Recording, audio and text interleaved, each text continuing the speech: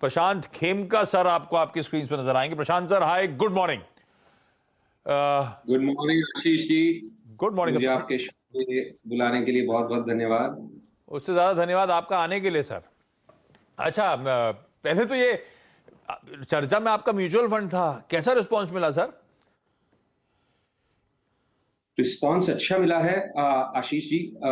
अभी last week ही close हुआ है फंड। मुझे बराबर से ठीक से आंकड़े तो ध्यान नहीं, बट रिस्पॉन्स बहुत बढ़िया मिला है from mutual fund distribution community overall. And particularly highlight करूंगा जो इंडिविजुअल, जो मुझे कहा गया है उस हिसाब से जो इंडिविजुअल डिस्ट्रीब्यूटर्स है उनसे बहुत स्ट्रॉन्ग रिस्पॉन्स मिला है। तो उनका ये मौका लेके मैं उनका धन्यवाद भी करना चाहूंगा हमारी टीम की तरफ से। आपको भी मुबारकबाद सर। अच्छा, म्यूचुअल फंड का रिस्पॉन्स अच्छा, और मैं पढ़ रहा था कि आपके पीएमएस में बहुत तगड़े इनफ्लोज। भाई, एक रिपोर्ट कहती है कि पिछले 1 साल में सबसे तगड़े इनफ्लोज कहीं आए तो आपके पास आए हैं। 70% आप लोग का एयूएम उछाल दिखाता हुआ।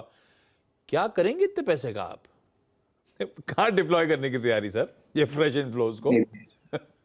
देखिए, हम अगेन हमारे इन्वेस्टर्स का धन्यवाद करना चाहूंगा कि हमारी टीम पर भरोसा रख के उन्होंने हमें इंटरेस्ट किया है ये पैसा मैनेज करने को। और टीम जैसे कि हमेशा करती आ रही है उसी तरह एकदम एनालिटिकल जो अप्रोच है हमारा, उस तरह से इसे डिप्लॉय करेगी। हर एक सेक्टर में अक्रॉस मार्केट कैप सेगमेंट्स जो है पीएमएस में, the team invests in them and very confident कि उन लोग एक जो हमेशा से करते आ रहे वैसे उत्तम इन्वेस्टमेंट करेंगे। वो तो आई एम श्योर, तभी वो पैसा चैनलाइज हो भी रहा है आपके पास। लेकिन फिर जो करेंगे वो क्या है सर? आप कौन से स्पेसेस, कौन से सेक्टर्स को लेके कंस्ट्रक्टिव हो इस समय? एब्सोल्युटली। तो देखिए, एक तो मैं ये पहले कहने जाऊंगा कि हम लोग टॉप डाउन सेक्टोरल व्यूज के बेसिस पे हमारी टीम इन्वेस्ट नहीं करती। हमेशा अपॉर्चुनिटीज हर एक सेक्टर में ढूंढती है। जैसे हम कई बार कहते हैं कि पैसा कोयले में भी बनता है और हीरे में भी बनता है। आप हिस्टोरिकली देखा जाए तो कोयले में पैसा ज्यादा बना है हिस्टोरिकली, राइट? तो आप सिर्फ किसी सेक्टर की चमक धमक देखकर उसमें इन्वेस्ट करना उचित नहीं रहता। तो हम लोग हर एक सेक्टर में अपॉर्चुनिटीज ढूंढते हैं। आज की तारीख में अगर कहूं तो अपॉर्चुनिटीज कहाँ ज्यादा मिल रही है टीम को, जो कि ज्यादा चेंज नहीं हुए ओवर टाइम, क्वाइट कंसिस्टेंटली सबसे ज्यादा अपॉर्चुनिटीज टीम को जो मिलती है इन्वेस्टमेंट की, वो प्राइवेट सेक्टर फाइनेंशियल्स में रहा है। पिछले 5 साल से अगर मैं कहूँ, जब से वाइट ओक एस्टेब्लिश हुआ है, प्राइवेट सेक्टर फाइनेंशियल्स, चाहे अभी आप कई बैंकों की भी बात कर रहे थे, तो private sector financials, be it banks या नॉन बैंक्स में भी काफी वो अपॉर्चुनिटीज रहती है। उसके अलावा कंज्यूमर स्पेस में, चाहे वो कंज्यूमर डिस्क्रेशनरी हो या कंज्यूमर स्टेपल्स हो, उसमें हमेशा से बहुत उम्दा अपॉर्चुनिटीज मिलती है। बहुत ही वेल रन कंपनीज है वहां पे, कई लार्ज कैप्स है, बहुत सारी मिड कैप कंपनीज है, फैमिली रन कंपनीज है, एंटरप्रेन्योरियली ड्रिवन कंपनीज है उस स्पेस में, और बहुत उम्दा अपॉर्चुनिटीज उस स्पेस में हमेशा अवेलेबल रहती है। Obviously you have to be selective. तीसरा मैं कहूं अगर तो आईटी सर्विसेज स्पेस में, जो तो पहला बैंकिंग और कंज्यूमर आप सोच सकते हो कि मोर इंडिया फोकस्ड है, domestic consumption and domestic economy focused है। वैसे आईटी सर्विसेज जो है इंडिया का बहुत एक स्ट्रॉन्ग पॉइंट है। ग्लोबली इंडिया जो आईटी सर्विसेज में जिस के सेक्टर में जो स्ट्रेंथ है इंडिया का, वो पूरे वर्ल्ड में माना हुआ है।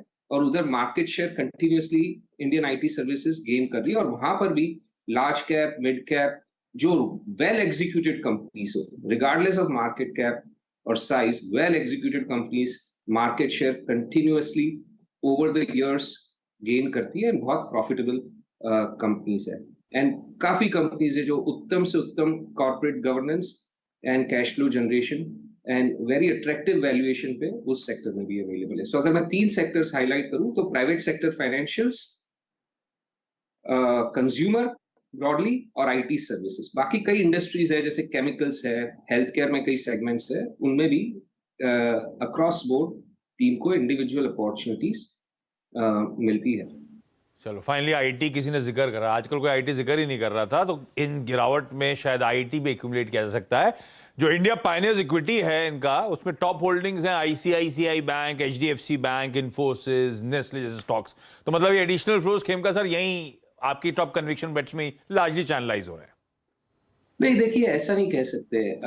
ऑब्वियसली जो फ्लेक्सी कैप फंड होगा, कोई अगर सही मायने में फ्लेक्सी कैप फंड होता है वो, तो लार्ज कैप जो कंपनीज होगी वो ऊपर फीचर करेगी, number 1 number 2। Small cap companies number 1 पे नहीं रखना उचित होता है। तो अगर आपको, मैं ये नहीं कहूंगा कि मैं इंडिविजुअल कंपनीज के बारे में नहीं बात कर सकता, बट आप देखिए कि अगर पोर्टफोलियो में गिनी चुनी लार्ज कैप कंपनीज होती है, और अगर एक लार्ज कैप का सर्टेन वेट होता है पोर्टफोलियो में, 50%, 60% जो भी हो उन गिनी चुनी कंपनियों में, तो वो गिनी चुनी कंपनियों का वेट इंडिविजुअली हाई होगा पोर्टफोलियो में। ऐसे भी लार्ज कैप में ओवरऑल कितनी 150 कंपनियां है ना मार्केट में, तो उनमें से आप गिनी चुनी कुछ निकालोगे, समझो 15-20 जो भी कहो, या 10-15 कहो, तो उनका वेट ज्यादा ही होगा। अभी स्मॉल कैप में दूसरी तरफ आप देखिए तो 500 कंपनियां हैं ढूंढने के लिए, जिनमें से ग्रेट अपॉर्चुनिटीज मिल सकती है। तो आप उनमें से काफी ज्यादा अपॉर्चुनिटीज सिलेक्ट कर सकते हो, 25-30 अपॉर्चुनिटीज सिलेक्ट कर सकते हो उदाहरण के तौर पे।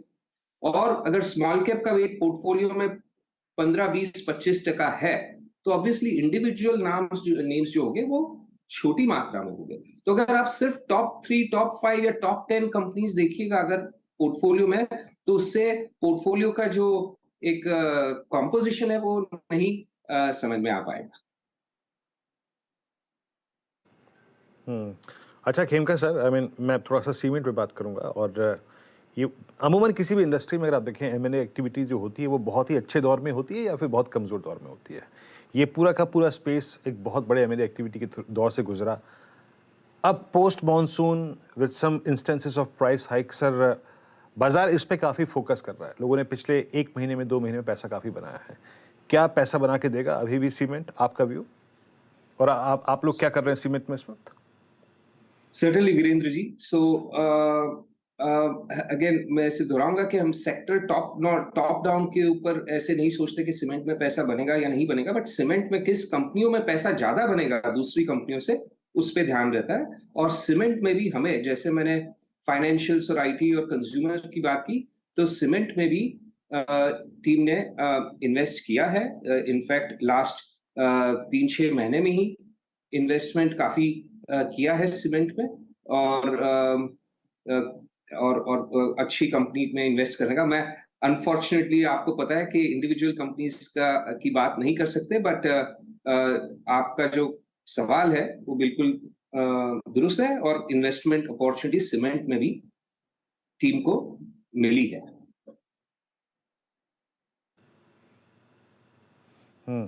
इन्वेस्टमेंट अपॉर्चुनिटीज सीमेंट में भी मिली है। अच्छा सर, अभी बैंकिंग पे आपने बात करी है ना, मैं आपसे एक प्रश्न पूछना चाहूँगा जो अमूमन हमारे दर्शक भी पूछते हैं, या फिर हम भी अगर आप देखें घूमते फिरते अगर कोई टकरा जाता है आम आदमी, तो वो ज़रूर पूछता है कि एक बड़े अंतराल के बाद ये पूरी की पूरी, अगर आप देखें एनपीएस, राइजिंग एनपीएस, ये शुरू हुआ था 2008 के दौर से। उसके बाद आप समझ लीजिएगा कि लगभग 1.5 दशक लग गया पूरी बैंकिंग को, पीएसयू बैंकिंग को स्टेबल होने में।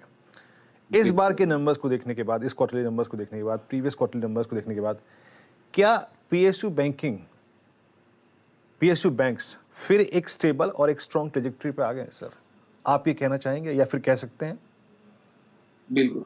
सो देखिए, हमारी टीम, जैसे मैं कह रहा था, प्राइवेट सेक्टर फाइनेंशियल्स में हमें ज्यादा अपॉर्चुनिटीज मिलती है, बट पीएसयू बैंक्स भी, जैसे आपने कहा कि पिछले 15 साल से एक जो एनपीएस स्ट्रगल चल रहा था पूरे सेक्टर का, पर्टिकुलरली पीएसयू सेक्टर का, वो अभी लार्जली लगता है कि अपने पीछे छोड़ चुके हैं। एंड अगर इकोनॉमिक ग्रोथ जो एक्सपेक्टेशन है, जो धारणा है, उस हिसाब से आती है, तो private sector, public sector, overall financials को दोनों तरफ ही उसका मुनाफा होगा जरूर से। तो आपसे सहमत हूं मैं कि ये जो अगले कई वर्ष है, फाइनेंशियल्स इन जनरल और पब्लिक सेक्टर पीएसयू बैंक्स के लिए भी रिपोर्टेड नंबर्स स्ट्रांग होने चाहिए after consolidation for last many years.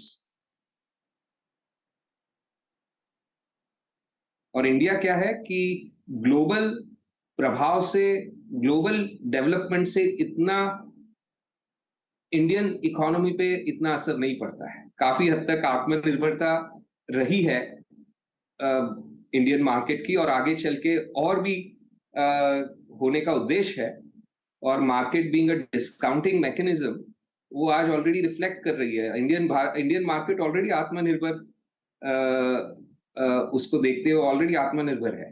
आज Indian market one of the few markets जो आज पॉजिटिव है ग्लोबली, और उसमें बैंकिंग एंड फाइनेंशियल सेक्टर, जो कि ऑब्वियसली डोमेस्टिक इकोनॉमी पे ज्यादा डिपेंड करती है, that is perform very well. काफी अच्छा परफॉर्मेंस है। खास करके अगर आप देखिए, यूएस में बैंकिंग सेक्टर 25-30% डाउन है। यूरोप में कई ऑब्वियसली ईस्टर्न यूरोपियन कंट्रीज में तो 40-50% डाउन है। तो इंडियन फाइनेंशियल सेक्टर का जो ये परफॉर्मेंस है ईयर टू डेट, वो मार्केट इसी को मद्देनजर रखते देख रहा है कि आगे उनका परफॉर्मेंस काफी स्ट्रांग रहेगा। बढ़िया आउट परफॉर्मेंस दिख रहा है, आगे भी रहेगा। Khemka sir, thank you so much जुड़ने के लिए। अच्छा, मैं corporate, thank you sir, corporate scan की तरफ बढ़ूं उससे पहले आज का सवाल की प्लेट दिखा दी, जिसका कुछ ही देर में जवाब ढूंढना है। और